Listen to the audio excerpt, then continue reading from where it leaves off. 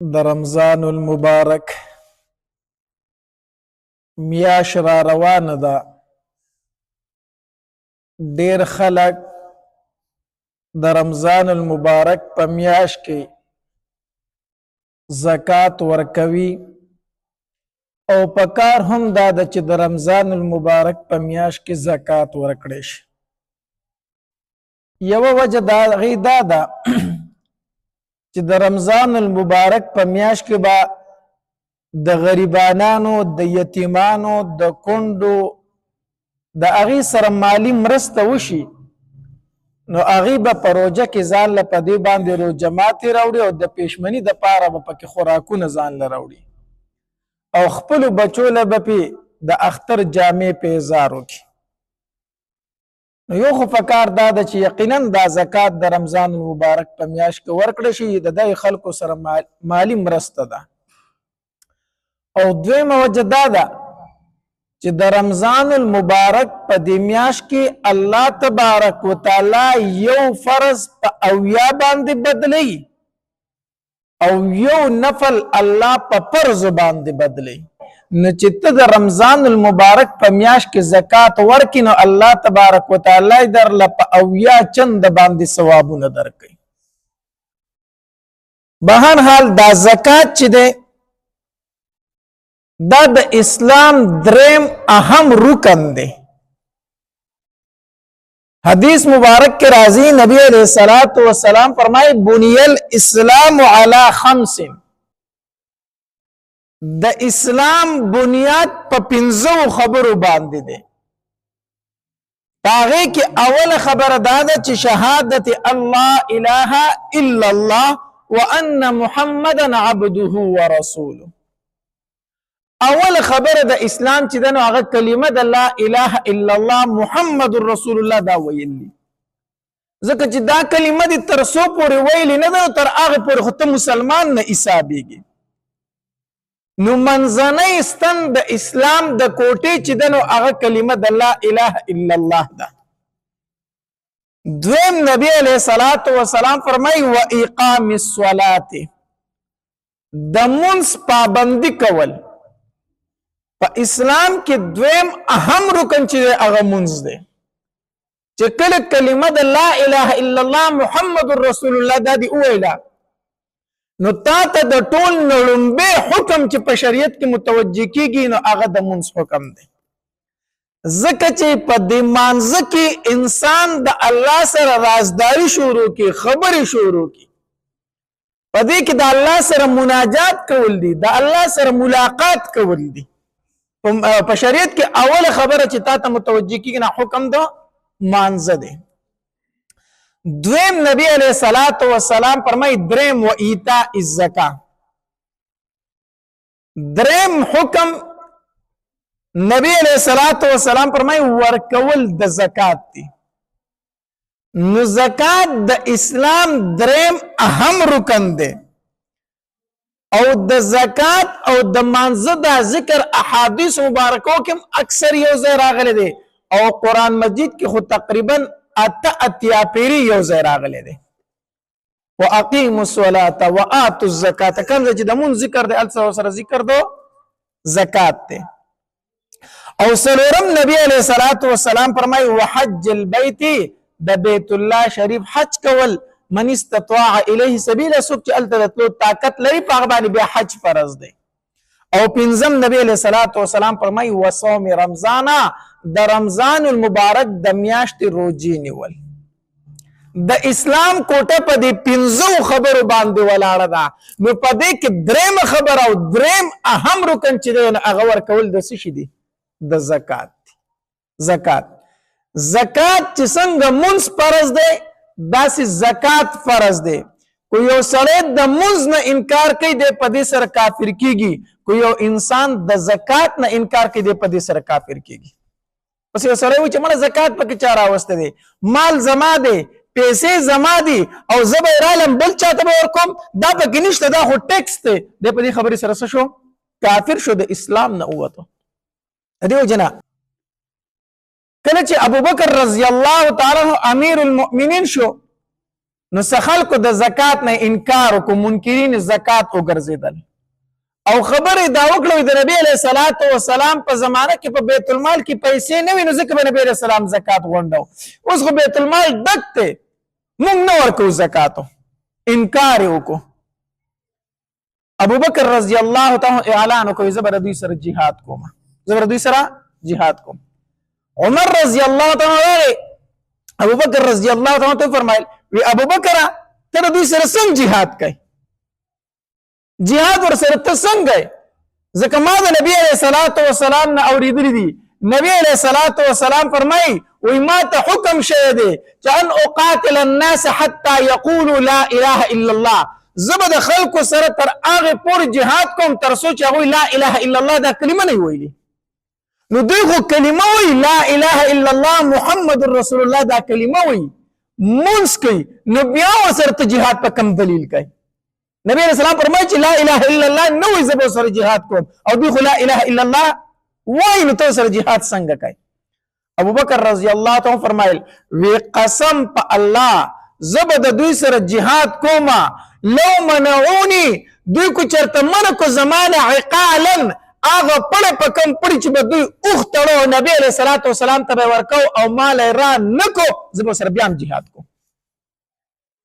کم پړي باندې چې اوخ تړلی شي او دوی به نبی علیه الصلاۃ والسلام ته په زکات کې ورکو او زمانه یې منع کو، زه به سره څه کوم؟ جهاد کوم. او بیا ابوبکر رضی الله تعالی داسې وکړل. عمر رضی الله تعالی فرمایي وروسته مونږ پوه شو چې الله تبارک وتعالی د ابوبکر صدیق سینه په دې خبره باندې کولاو کړې وه، او په حق باندې مونږ خطا وو، الله تبارک وتعالی د هغه سینه کولاو کړې وه په دې خبره باندې. نو به هر حال زکات دا د اسلام اهم رکن دی، اهم رکن. کو څوک ترې نه انکار کوي نو په دې سره دی څه کېږي؟ کافر کېږي. به هر حال ډېر خلک داسې دی چې په مال باندې مین دي، منځم کوي، روجیم نیسي، هر کار کوي، خو چې د زکات ورته ووایي نو دا خبره پې ډېره زیاته بده لګي. مال زما دی او زه به غریب ته ورکوم، نو کو انکار ترې نه کوي خو کافر کېږي پې، او کو انکار ترې نه کوي زکات نه ورکوي په دې سره ته فاسق فاجر ګرځي بیا او مستحق د جهنم ګرځي. د دې وجې نه حدیث مبارک کې راځي نبی علیه الصلاۃ والسلام فرمایي وی په ما باندې 3 قسمه خلک پیښ شو چې هغه جنت ته روانو، او 3 قسمه خلک په ما باندې پیښ شو چې هغه جهنم ته روانو. نبی علیه الصلاۃ والسلام فرمایي اول هغه کسان چې په ما پیښ شو هغه جنت ته روانو، یو په هغې کې نبی علیه الصلاۃ والسلام فرمایي فالشهید شهید د الله په لار کې. کم انسان چې د الله تبارک وتعالی په لار کې شهید شوی دی، نبی علیه الصلاۃ والسلام فرمایي ما په خپله ولیدل چې دا جنت ته روان. دویم نبی علیہ الصلوۃ والسلام فرمایي وعبد مملوک احسن عبادت ربه، هغه غلام را باندې پیښ شو چې په غلامۍ کې د الله بندگی کړې ده، په غلامۍ کې د الله بندگی کړې ده او د خپل مالک خدمت کړې ده. مطلب دا دی یو سړی د چا نوکر دی، مزدور دی، ورسره د هغه خدمت هم کوي، خپلې پیسې هم حلالوي او د رب بندګي پکې هم کوي. هغه نوکری کې، سرکاري نوکری کې، پرایویټ نوکری کې، خپله نوکري هم په ایماندارۍ سره کوي او د الله عبادت پکې هم کوي. نبی علیه السلام فرمایي دغه خلک مې ولیدل چې دا جنت ته روان دي. نن سبا اکثر خلک دا عذر کوي که نه، وایي زه مونځ کوم نو مالک مې خفه کېږي، یا د ډیوټۍ په دوران کې وایي د مونځ نه ډیوټي کول دا ډېر ضروري دي. دا ډېره غلط فهمي ده. هغه نوکري به د سره کوي نه، په کومه نوکري کې چې ته د الله عبادت نشي کولی، هغه نوکري کول جایز نه دي. په کومه نوکرۍ کې ته فرض عبادت نشي کولی، دغه نوکري کول جایز نه دي. دا د خلکو ځان له کار کتلی دی چې لومبی ډیوټي ده، وروستو مونځونه دي، لومبی مونځ دی، وروستو نوکري ده. اصل کې خبره داسې ده. نو نبی علیه السلام فرمایي هغه سړی مې ولیدو چې جنت ته روانو چې د خپل مالک د خدمت سره سره د خپل رب بندګي هم کوله. او دریم نبی علیه السلام فرمایي هغه عیادال انسان، اهلدار انسان چې الله ورله ډېر اهل و عیال ورکړی دی، د هغې باوجود چې کومه روزي ده په هغې باندې قناعت کوي، په هغې باندې شکر وباسي او د چا نه سوال نه کوي. دا انسان مې په خپلو سترګو ولیدو نبي علیه السلام فرمایي چې جنت ته روان دی. نو دا درې قسمه خلک څه دي؟ جنتیان دي. کم کم؟ یو نبی علیه السلام فرمایي شهید. دویم هغه انسان چې د خپل مالک د خدمت سره د رب بندگی هم کوي. او دریم نبی علیه السلام فرمایي یو انسان عیالدار دی، بال بچ دی، الله تبارک وتعالی ورله ډېر بال بچ ورکړی دی، خو چې کومه روزي ده په هغې باندې د الله شکر ادا کوي او د خلکو نه سوال نه کوي. بیا نبی علیه السلام فرمایي وایي درې قسمه خلک مې داسې ولید چې هغه جهنم ته روان دي. جهنم ته روان دي. یو په هغې کې نبی علیه السلام فرمایي فامیر مسلط، ظالم بادشاه. ظالم بادشاه مې ولیدو چې الله تبارک وتعالی ور بادشاهي ورکړې ده، نور خلک د ده ما تحت هسې د ده لاندې او بیا پې هم دی څه کوي؟ ظلمونه کوي. ظالم بادشاه. او دویم نبی علیه السلام فرمایي هغه انسان مې ولید چې جهنم ته روان دی چې الله وله مال ورکړی دی او د هغې باوجود د هغې زکات نه ادا کوي. الله وله مال ورکړی دی او د هغې باوجود لږه غونته کې ایسه د 40 روپۍ ده، په 1 لاکو کې 2,500 روپۍ دي. دا څه شی دی؟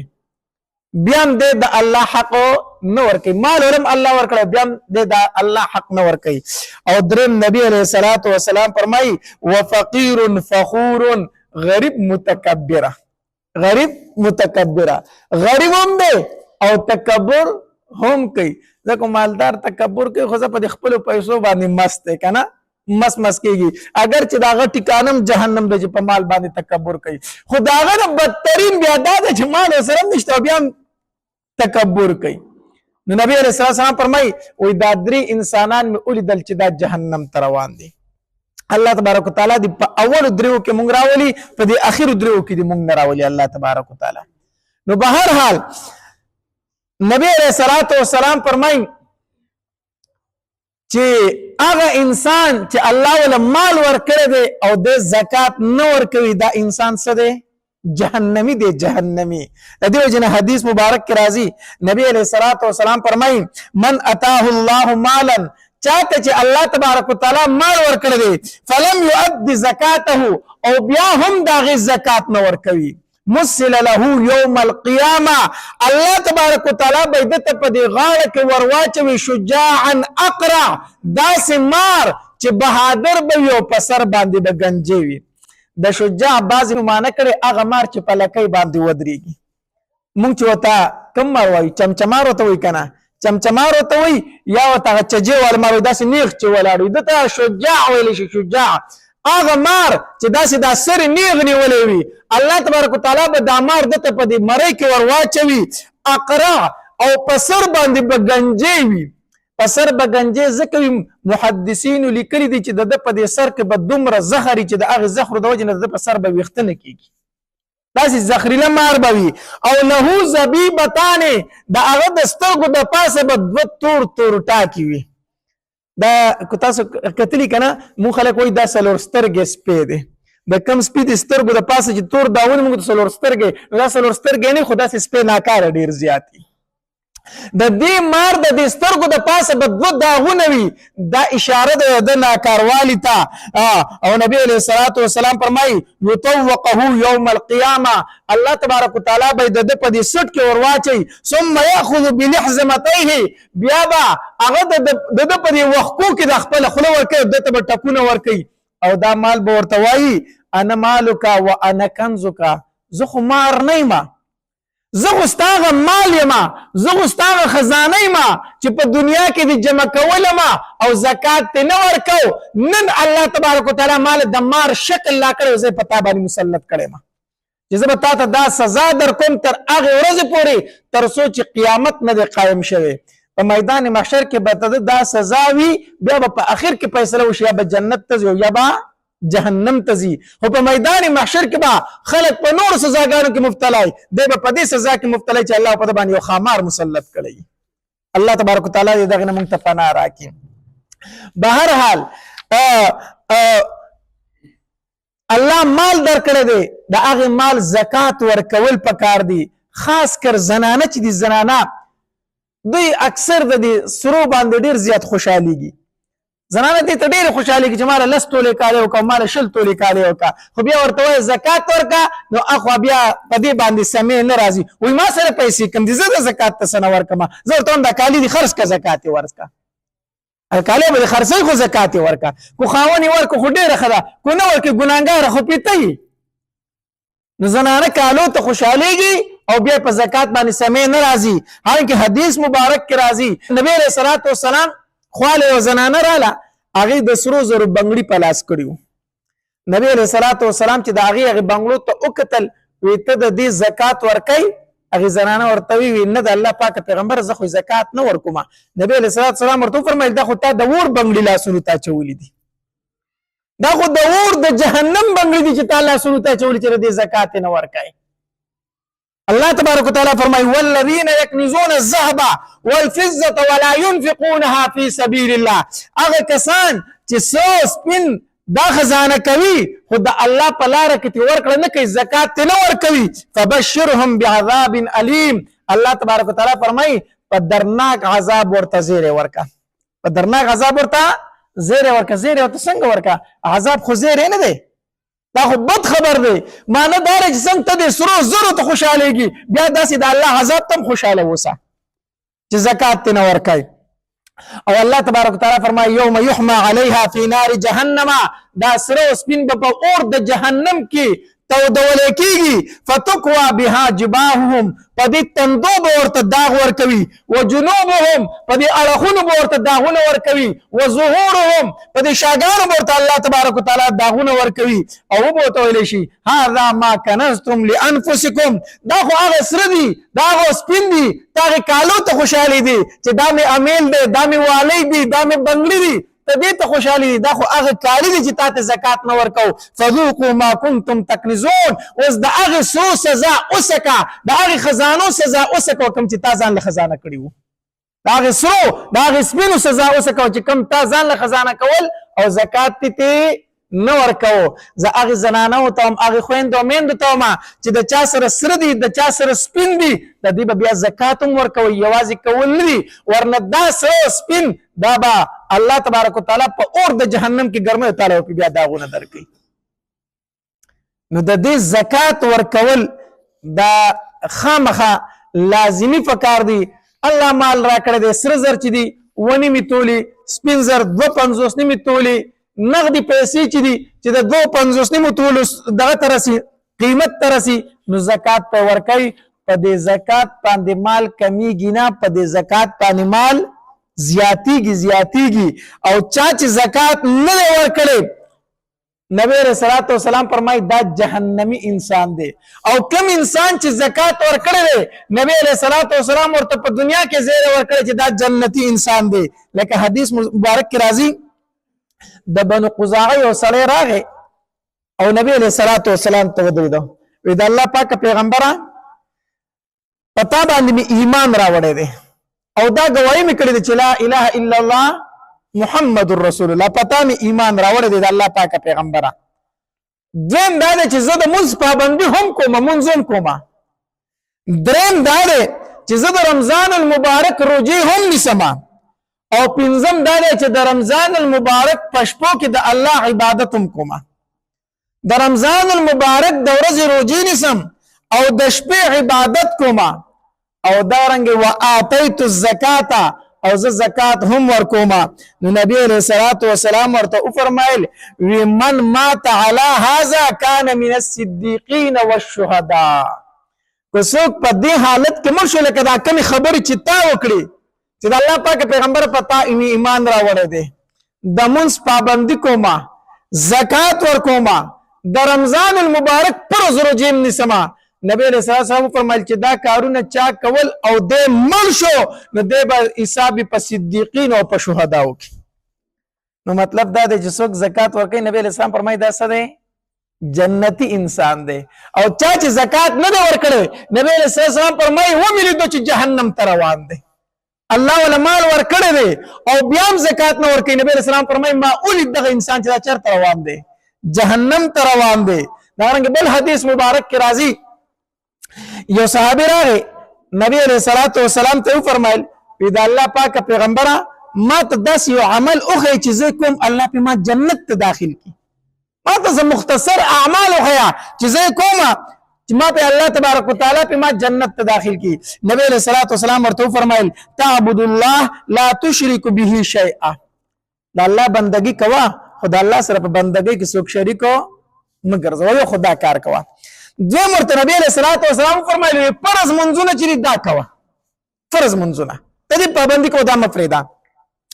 درې مرته نبی علیہ الصلوۃ والسلام فرمایو وی فرض زکات چې پتا کم دې دا ورکوا زکات ورکوا او سلورم ته نبی علیہ الصلوۃ والسلام او فرمایل وی د رمضان المبارک روزي نیسه د رمضان المبارک روزي نیسه هغه صحابي د نبی علیہ الصلوۃ والسلام د خوانه چې روانې ده کنه یو خبره وکړه وی والذي نفسي بيده لا ازيد على هذا ولا انقص منه وی زما دی په هغه ذات باندې قسمی د کوم ذات چې زما روح دغه په قبضه کې دی کومې خبرې چې راته تا وکړې د الله پاک پیغمبره نه به په دې زیادت کوم او نه به په دې کې کمې کوم او روان شو چې څنګه روان شو نبی علیہ الصلوۃ والسلام فرمایل وی کو څوک غواړي په دنیا کې چې جنتی انسان وینه منوي دي صحابي ته وګورئ کو په دنیا کې د چا دا خواهش وکنه چې ما یو جنتی انسان ولیدې هغه دې صحابي ته وګوري ګورای صحابي ته سوي د الله پاک پیغمبر نه به په زیادت کوم نه پکې کمې کوما نو د شریعت په کارونو کې د ځان نه زیادت هم نشي کولای او د ځان نه کمې هم نشي کولای زیادت کولم بدعت ته کمې کول په کوم څه دی بدعت ته نو د شریعت په کارونو کې د ځان نه کمې زیاتې نشي کولای هغه ورته د الله پاک پیغمبر چې تارا تسوي هم دک شان بزکوما نبی رسول الله فرمایل ای زما صحابه کرامو کوی چې په دنیا کې مونږ جنتی انسان ولید نو دا صحابي روان دي وګورئ ورته وګورئ ته دا جنتی انسان دی هغه ورته څه ویلي وي د الله پاک پیغمبر زه به څه ورکوما زکات څه به ورکوما زکات نو زکات په معامله کې مو خلک ډیر زیات سوس یو ښه د رمضان المبارک روز هر کار کې چې پیسو له سر راځي بیا سوس یو پار شي کنو هر کار ته نه چې پیسو له پکې سر راشي کنه بیا سوس یو منظم خکو روجیم خنیسو نفلونم خکو ذکر اسکارم خکو په زکات ورکول کې سيو سستیو نو د زکات کې مسله دا ده چې د مال دی دا مال دومره خوږ سیز نه دا پاتې کېدون کې دی او یقین وکړه چې څومره پسې ولګېدې په مال پسې کړه دومره به درنه تښتي دومره به درنه تښتي منډه به پسې وای خو په لاس نه راځي یو ورځ ورته شاکه مړه وای ته هسې په لاس نه راځي صحیح ده نو زه نور د خپل ژوند الله ته ورکوم د الله عبادت ته ورکوم د الله بندګۍ ته ورکوم دا مال به در پسې په خپله بیا شاته را روان شي صحیح ده نو دا درته نه یم چې مال مه ګټئ مال ګټئ خو د الله حق پکې مه هېروئ مال ګټئ خو د الله حق پکې مه هېروئ چې الله 1,00,000 روپۍ درکړي دي نو 2,500 روپۍ څه دي دا 2,500 دي پکې نه کنه دا 2,500 ته د الله په لار کې ورکا نو روزه را روانه ده د هغې دپاره اول تیاری دا دی چې موږ دا قصد وکړو چې زه به نفلي صدقات خو ورکوم خو انشاءالله چې خپل فرض زکات دا به د ټول نه اول ورکوم فرض زکات ورکوم چې د الله په دربار کې زما غاړه خلاص شي کم مسکین دي کم یتیمان دي کم غریبانان دي چې هغه په ځان له دروځي تیاری وکي او الله به زما ذمہ خلاص کړي الله تبارک وتعالى د عمل کولو توفیق را نصیب کړي واخر دعوانا ان الحمد لله رب العالمين